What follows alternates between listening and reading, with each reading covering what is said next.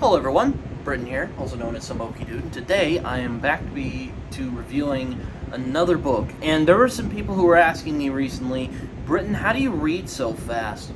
Well, for one, I tend to try and read in chunks, but in all honesty, I also just read.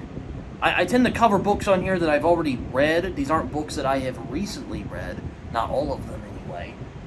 Some of the books that I've read, like The Scar, for instance, which I did last week, I read that over a year ago. So, take that what you will.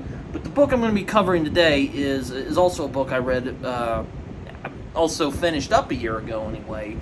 And it is a classic. And that is Robert E. Howard's Conan the Barbarian. Or my copy is the Del Rey copy, which I highly recommend if you want to read Robert E. Howard's original stories, completely unedited. All of it is Howard's work. It has been found. It's been touched up a little bit, and we got the original works finally. And these there's two other ones I have over there, but this is the first one that I personally own. And but yeah, Del Rey is really good, and their Conan the Barbarian books I recommend. And this copy is called The Coming of Conan The Cimmerian. Some of you might have heard of this. It was made into a famous movie in the 80s with Arnold Schwarzenegger. I bet my friend Jason will appreciate me bringing that up because he really loves that movie. But yeah, I'm talking about Conan the Cimmerian today from Robert E. Howard. To be all honest, I had heard of Conan the Barbarian forever. I saw the movie when I was younger, and I like it. It's not one of my favorite films, but I do enjoy it. It certainly puts a lot of other fantasy films to shame nowadays. Then again, I'd say the best fantasy film that's come out in the last couple of years is probably The Green Knight from David Lowery, the A24 version. But anyways, I'm getting off topic. I'm talking about Conan the Cimmerian. I really didn't know what to expect when reading this. I wouldn't say I had low expectations, but I had modest expectations. I was expecting that, these would be fun, but, nothing really special. Probably your standard fantasy stuff.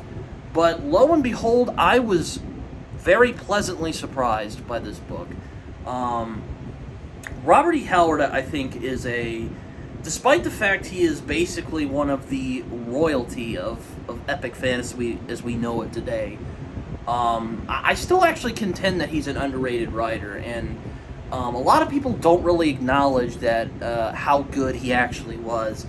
And one of the things I really liked about this is just the pure storytelling that Howard puts into it, and his just way that he can immerse you into a scene, particularly with the action sequences. Nobody can write an action scene like Robert E. Howard does.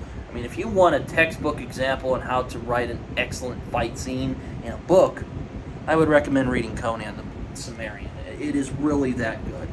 I would say that Robert E. Howard is one of the best storytellers in fantasy because his sense of atmosphere and mood and storytelling is so concise. There's not a word wasted in this. The book is certainly melodramatic in places. There are parts where Conan goes on very dramatic soliloquies, whatnot. But I really think that the storytelling in this and the sense of place that Robert E. Howard has with this book is really what makes these stories in particular shine. And I was blown away by this. This is as good as a lot of modern epic fantasy that I've read. And I've read a good bit of fantasy in my time. And this is really, really good. And I really think you should check it out. But why do I like it? Well, like I said, storytelling is great. The atmosphere is great.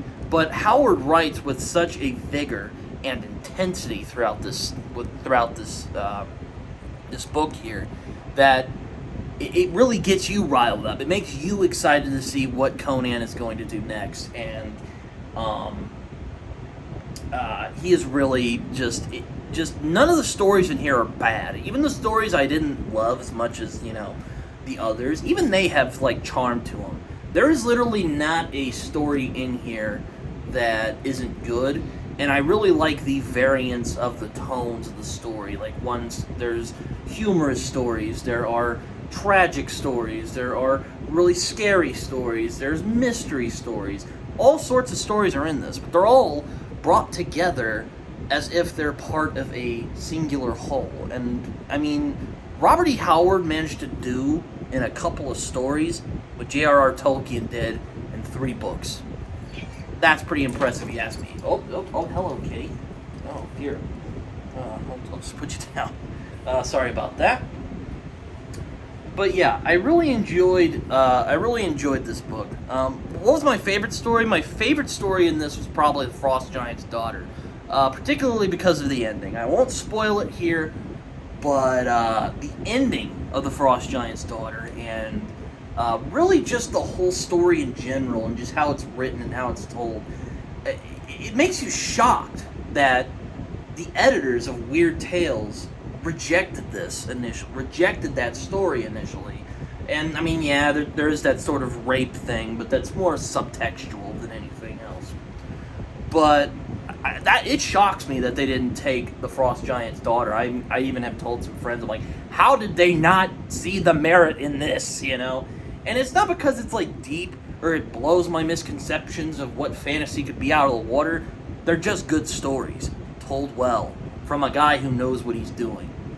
I mean, H.P. Lovecraft said for everyone and their money, who is better than Robert E. Howard? And I have to agree with him on that. This book is the best of pulp fantasy, and it's not really surprising to see why. Oh, hello there again, kitty. I'll put you down. Yeah. Another one of my favorite stories was the Scarlet Citadel. I know a lot of people really like this story, and I can see why. It's an epic one. It's Conan basically just, doing Conan stuff. And again, a lot of why I really enjoy the Scarlet Citadel is because of the ending. I really, very funny, surprisingly. Howard has a surprisingly wicked sense of humor, as you'll find as you get through this book. And, I'll put you right here, kitty. Just stay there. Even with the flaws of this book, there are still things to admire about it. There are some stories in here that, I'll just put it this way, probably wouldn't fly today. There's one story in particular where Conan and others say some things that would probably make a lot of people wince nowadays. I know it certainly did for me. But Howard is smart enough to play it that it's not necessarily reflecting his opinions. It's the character's opinions. It's always in character. He's not trying to reflect his own opinions like, some particular friends of his might have done. But Howard is just a really talented writer, and I mean, there's not really much else for me to say. But I really enjoyed I really enjoyed the coming of Conan the Cimmerian, and I definitely see now why Robert E. Howard is one of the best fantasy writers of all time. Not even the best pulp writer of all time, because that is too faint to praise, but one of the best fantasy writers of all time. And I am not ashamed of saying that. Really, you find with this book that that the Conan stories almost feels like a mission statement from Robert E. Howard about individualism and living life on your own terms. And really, nobody does that better than Conan does. Now, what's funny is that Conan isn't even my favorite character from Howard. That honor would probably go to Solomon Kane, who I also read. I also own his book over there. I'm not going to pull it out right now, and that's also a book I might cover in the future. But despite the fact that Solomon Kane is probably my favorite character in Howard's group of characters that he created, I have to say I think Conan might be his best written stuff, because this book is just better. This book is better than the Solomon Kane stories. I mean, there are some great ones. The Right Hand of Doom is fantastic, but this is just on another level entirely.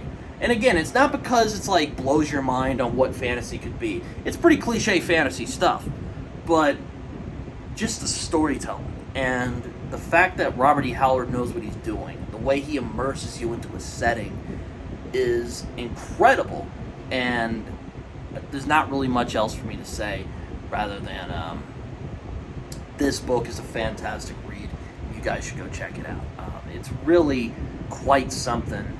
And also, get the Del Rey versions. Those are the ones that have Howard's original stories in it. Don't get the other ones. There are some other ones that have, I think, are also purely Howard, but get these ones.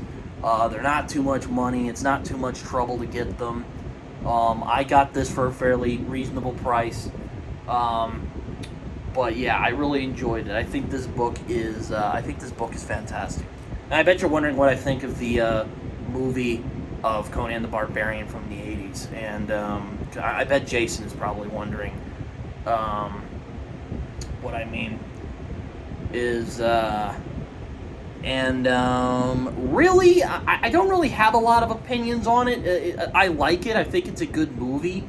It's a lot of fun. I mean, there's a lot of great lines in it. There's a lot of it's a very quotable film. Also, it has one of my favorite, just like badass boasts of all time, where he's like, "What is best in life, Conan?" And then he goes, "I can't remember exactly it, but you know the line. It's really quite famous." But yeah, I like the movie. I think it's a good film. But that's really all I'll say about that. But anyway, this has been my review of Conan the Cimmerian from Robert E. Howard. I hope to read the other two collections to have over there of the Conan stories. But I haven't felt the itch. But hopefully at some point I will. So I will cover them when that comes around. Check out my Twitter, Goodreads, Letterboxd, all that. I have a written review of this exact book. I'll put that in the description below. I have a Discord. Check that out. There's not really much else for me to say. I have been Britton. Hope you guys enjoyed this review, and see you guys later.